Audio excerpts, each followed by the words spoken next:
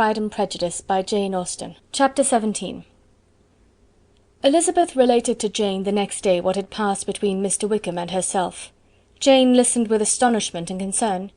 She knew not how to believe that Mr. Darcy could be so unworthy of Mr. Bingley's regard, and yet it was not in her nature to question the veracity of a young man of such amiable appearance as Wickham. The possibility of his having endured such unkindness was enough to interest all her tender feelings, and nothing remained therefore to be done but to think well of them both, to defend the conduct of each, and throw into the account of accident or mistake whatever could not be otherwise explained. "They have both," said she, "been deceived, I dare say, in some way or other, of which we can form no idea. Interested people have perhaps misrepresented each to the other. It is, in short, impossible for us to conjecture the causes or circumstances which may have alienated them, without actual blame on either side." "Very true indeed. And now, my dear Jane, what have you got to say on behalf of the interested people who have probably been concerned in the business? Do clear them too, or we shall be obliged to think ill of somebody."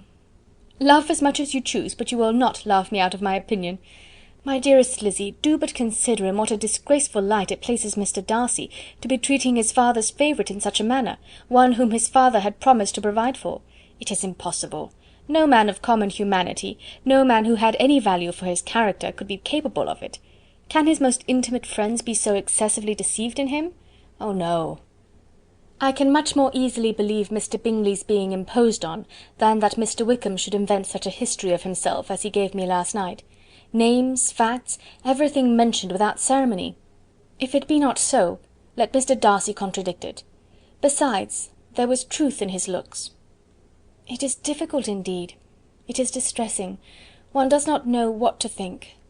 "I beg your pardon, one knows exactly what to think." But Jane could think with certainty on only one point, that Mr. Bingley, if he had been imposed on, would have much to suffer when the affair became public. The two young ladies were summoned from the shrubbery where this conversation passed, by the arrival of the very persons of whom they had been speaking.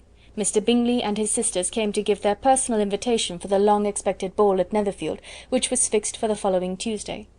The two ladies were delighted to see their dear friend again, called it an age since they had met, and repeatedly asked what she had been doing with herself since their separation.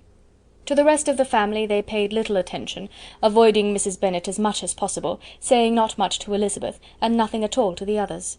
They were soon gone again, rising from their seats with an activity which took their brother by surprise, and hurrying off as if eager to escape from Mrs. Bennet's civilities.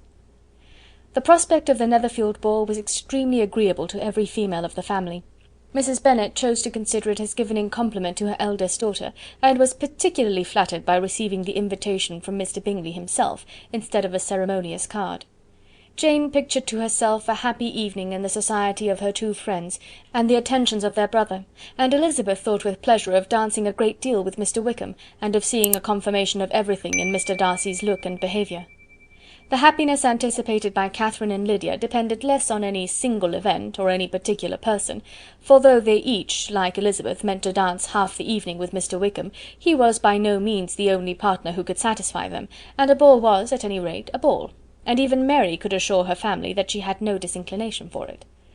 "While I can have my mornings to myself," said she, "it is enough. I think it is no sacrifice to join occasionally in evening engagements.